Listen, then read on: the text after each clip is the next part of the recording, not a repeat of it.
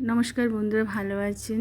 গুরু পূর্ণিমার দিন আগের দিনকে আমরা গেছিলাম পরেশনাথ মন্দির ঘুরতে। তো খুব ভালো লাগছিলো, ভিড়ে ভিড়, জৈন মন্দির। আর এই দিন এই মন্দিরে খুব সুন্দর করে সাজানো হয়, পুজো মানে খুব সুন্দর সাজানো হয়।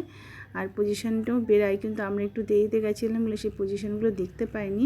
তো মন্দিরটা ঘুরলাম আর খুব ভিড় হয়েছিল, প্রচণ্ড ভিড় হয়েছিল আর খুব ভালো লাগলো।